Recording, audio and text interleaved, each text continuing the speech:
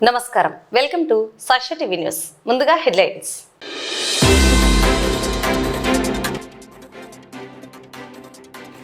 నంద్యాలలో ఇంధన కష్టాలు. కలెక్టర్ ప్రకటనకు క్షేత్రస్థాయి పరిస్థితులకు పొంతన లేదు.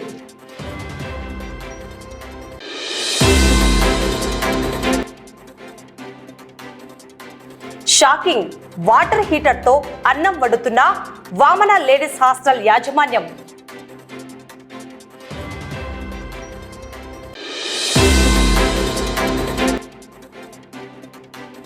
నంద్యాలలో ఘనంగా జాతీయ పంచాయతీరాజ్ దినోత్సవం. పాల్గొన్న ఎంపీపీ శెట్టి ప్రభాకర్.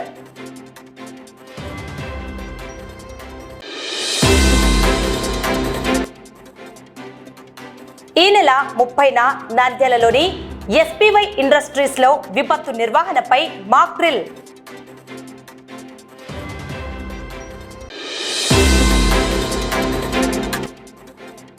వైభవంగా శ్రీ వాసవి కన్యకా పరమేశ్వరి దేవి జయంతి ఉత్సవాలు.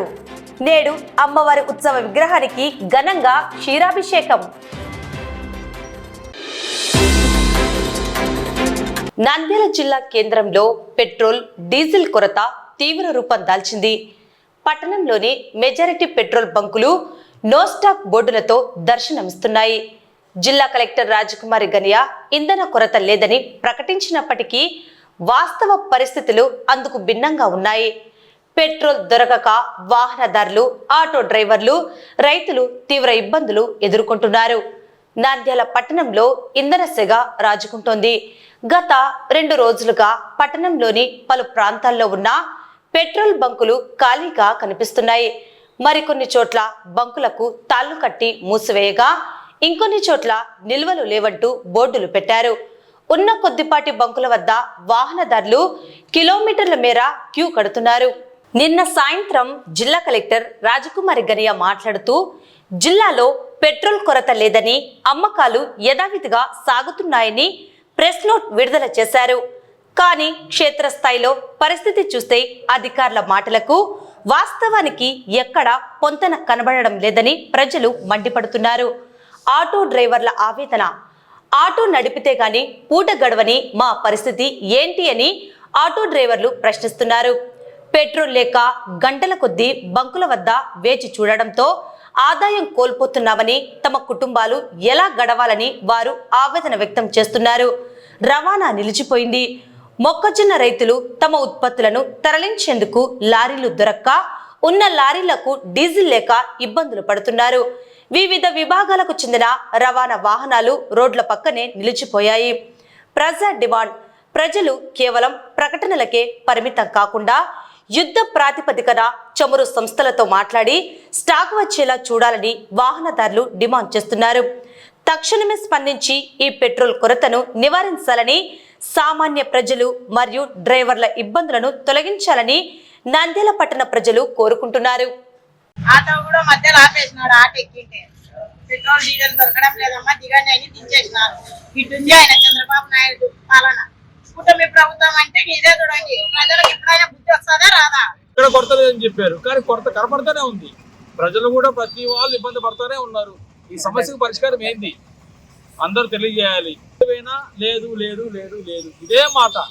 పెట్రోల్ హెచ్పి పెట్రోల్ బంక్ పో, ఇండియన్ పెట్రోల్ బంక్ పో, రైతు నగర్ పో, ఎక్కడ పోయినా పెట్రోల్ లేదు లేదు లేదు ఇదే మాట, ఇదే ప్రస్తావన. వాళ్ళు చూస్తేనేమో పైన కలెక్టర్ ఆదేశాల మేరకు కట్టిన పెట్రోల్ ఉందని క్లారిటీ చెప్తున్నారు. ఏంది ఇదంతా? ఏం జరుగుతుంది? మేము నిన్నని తిరుగుతా ఉన్నాము. మాకైతే పెట్రోల్ అందుబాటులో లేదు. అది ఏం మాట్లాడినా స్టాకు లేదు.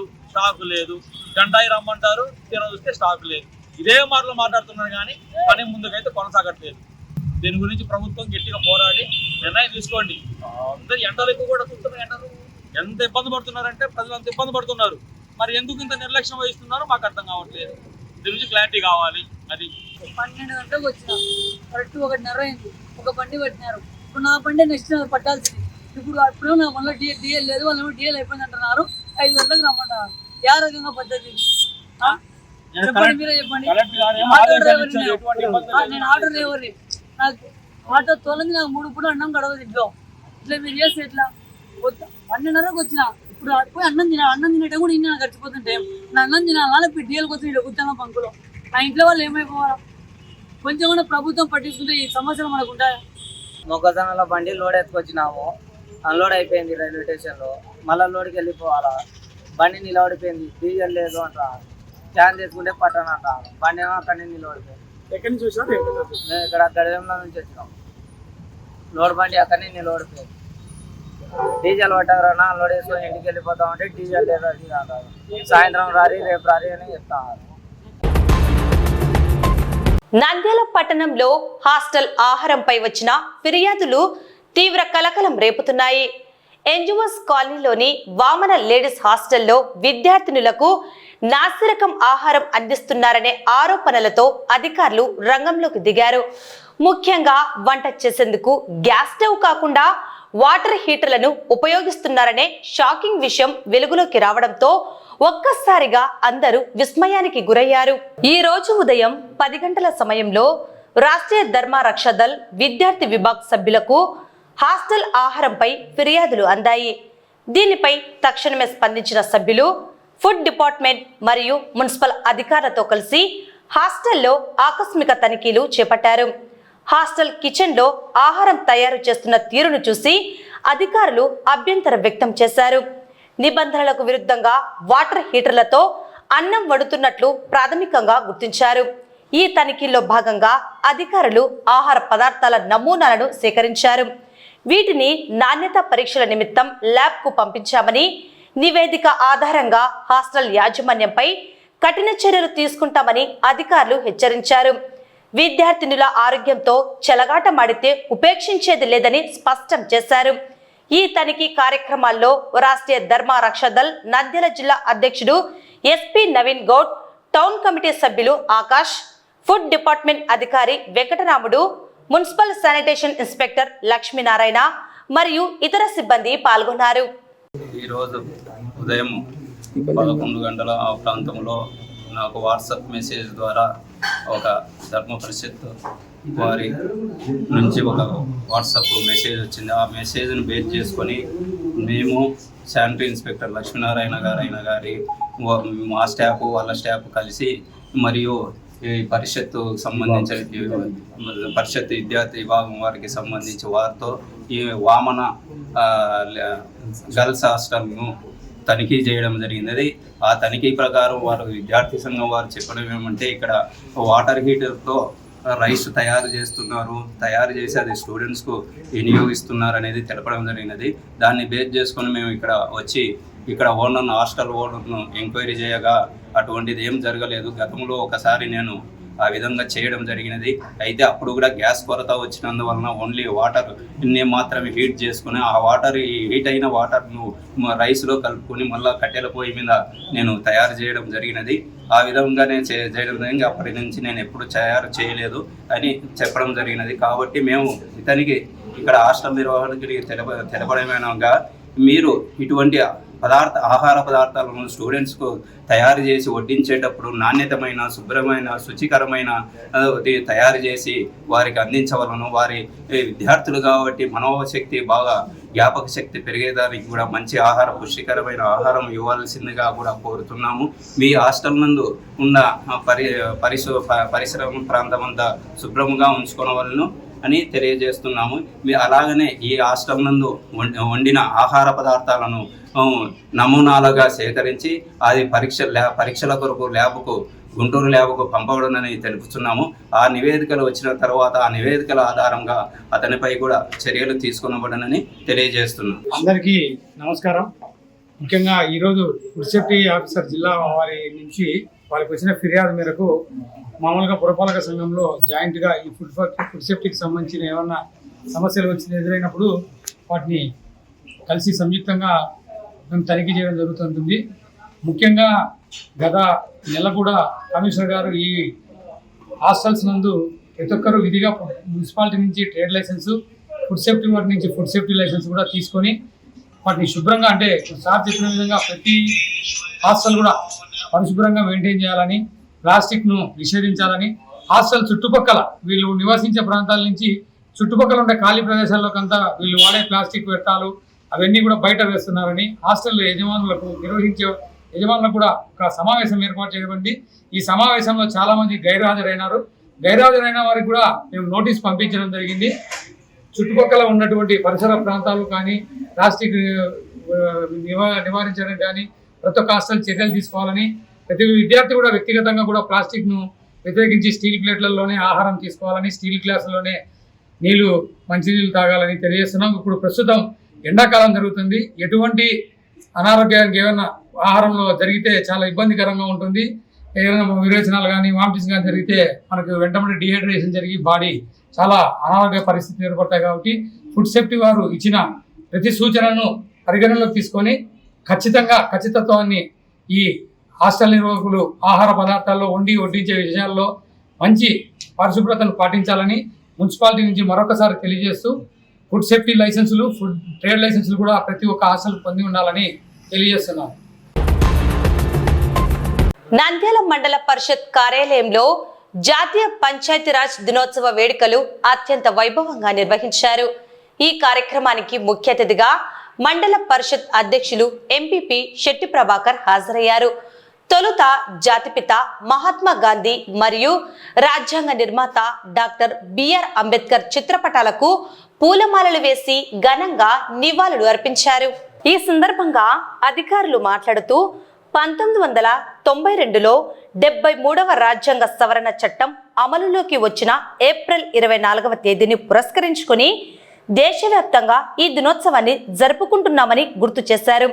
కీలక అంశాలు: గ్రామ స్వరాజ్యం, ప్రజల భాగస్వామ్యంతోనే పంచాయతీరాజ్ వ్యవస్థ బలోపేతం అవుతుందని, గ్రామాభివృద్ధి ప్రధాన లక్ష్యంగా ప్రతి ఒక్కరూ పనిచేయాలని అధికారులు పిలుపునిచ్చారు. నినాదం: శుభ్రమైన గ్రామం సుభిక్షమైన గ్రామం అనే నినాదంతో ముందుకు సాగాలని, పంచాయతీలు బలోపేతమైతేనే దేశం సుభిక్షంగా ఉంటుందని పేర్కొన్నారు. ఈ కార్యక్రమంలో ఎంపీడీఓ సుగుణశ్రీతో పాటు జిల్లా, మండల స్థాయి పంచాయతీ అధికారులు మరియు సిబ్బంది పాల్గొన్నారు.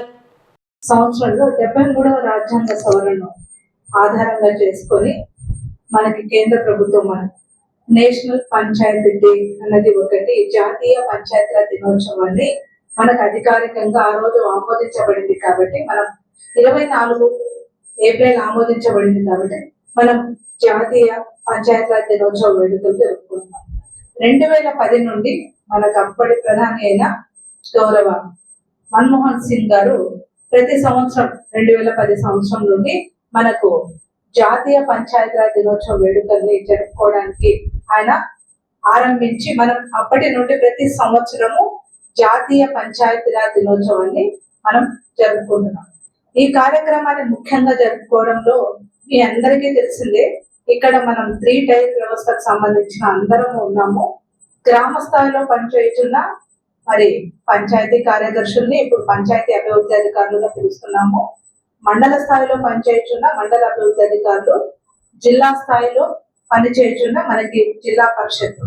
మనకి కొత్తగా 2022 అక్టోబర్లో మనకి డివిజనల్ స్థాయి అన్నది ఒకటి లేదు. కాబట్టి మన ఆంధ్రప్రదేశ్ ప్రభుత్వం పంచాయతీరాజ్ వ్యవస్థని మరింత బలోపేతం చేయడానికి డివిజనల్ స్థాయిలో కూడా డివిజనల్ అభివృద్ధి అధికారులను నియమించారు.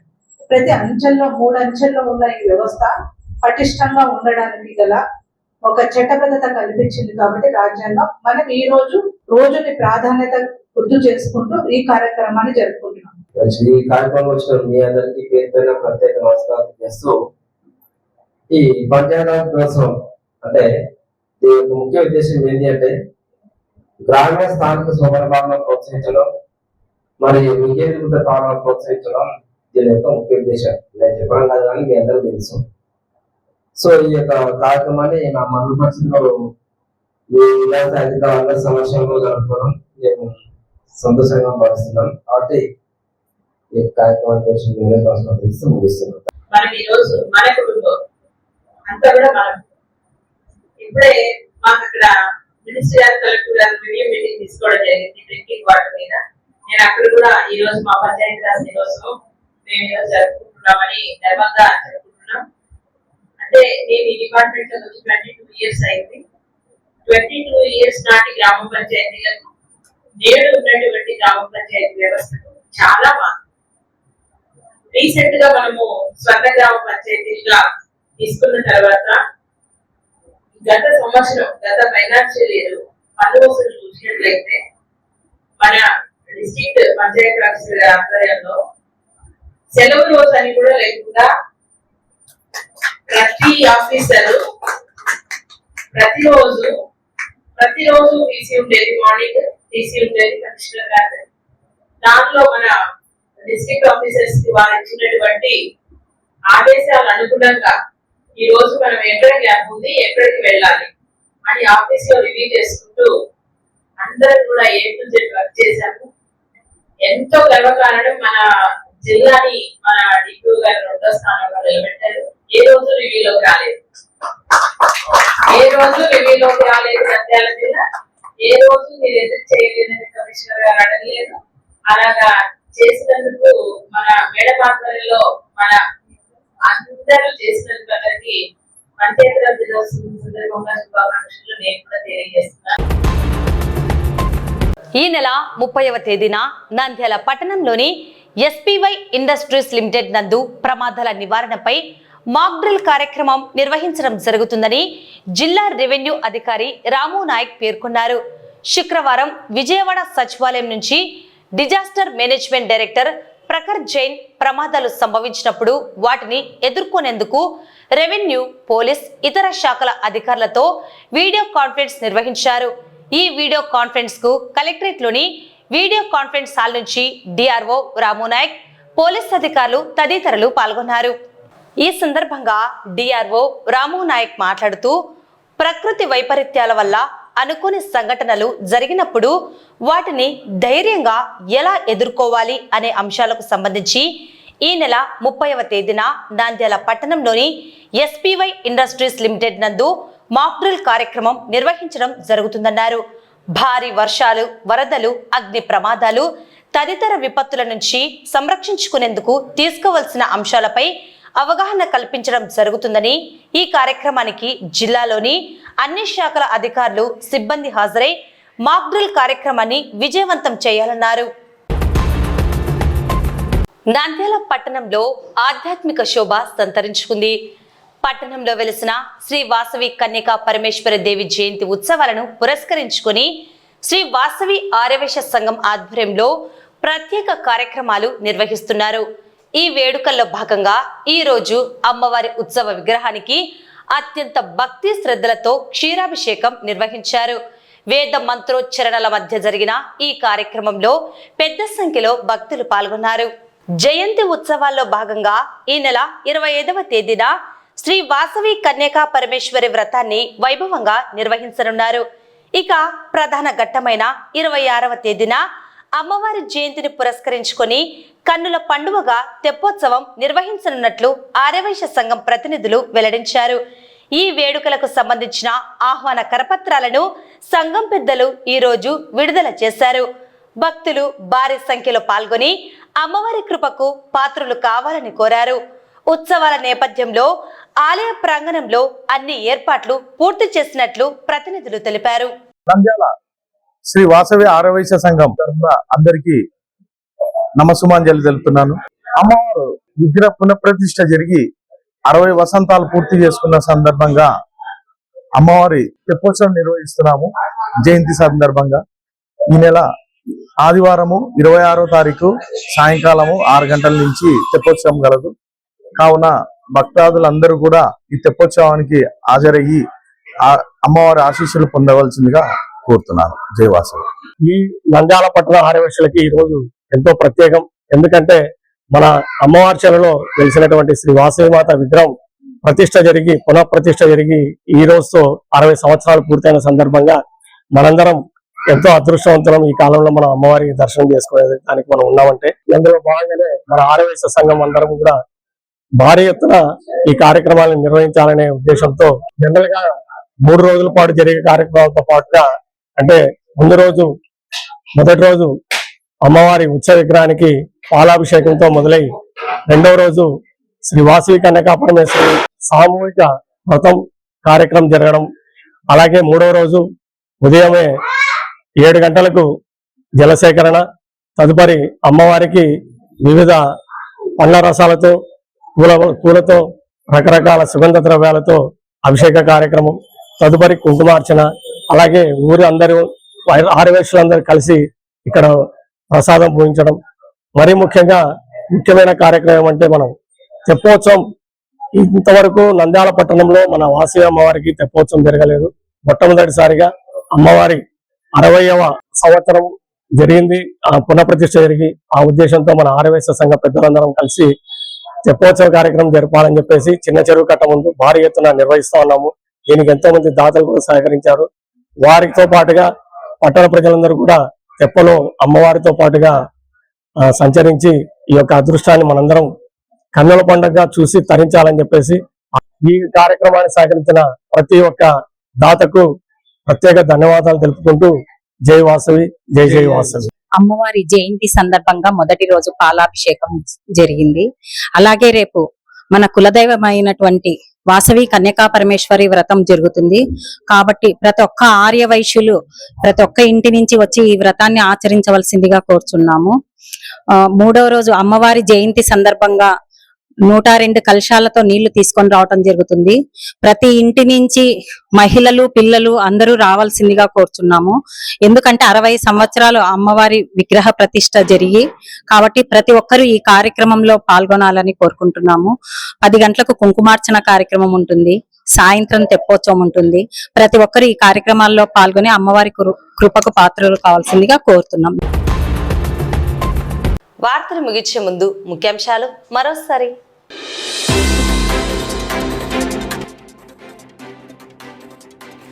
నంద్యాలలో ఇంధన కష్టాలు, కలెక్టర్ ప్రకటనకు క్షేత్రస్థాయి పరిస్థితులకు పొంతన లేదు.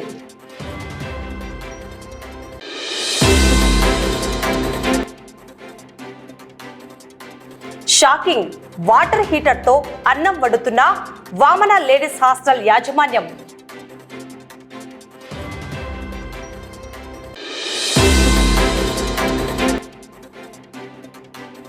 నంద్యాలలో ఘనంగా జాతీయ పంచాయతీరాజ్ దినోత్సవం, పాల్గొన్న ఎంపీపీ శెట్టి ప్రభాకర్.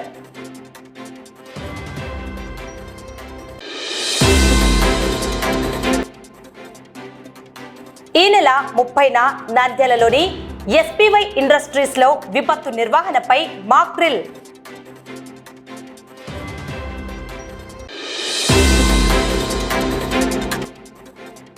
వైభవంగా శ్రీ వాసవి కన్యకా పరమేశ్వరి దేవి జయంతి ఉత్సవాలు. నేడు అమ్మవారి ఉత్సవ విగ్రహానికి ఘనంగా క్షీరాభిషేకం. ఈ వార్తలు ఇంతటితో సమాప్తం. నమస్కారం.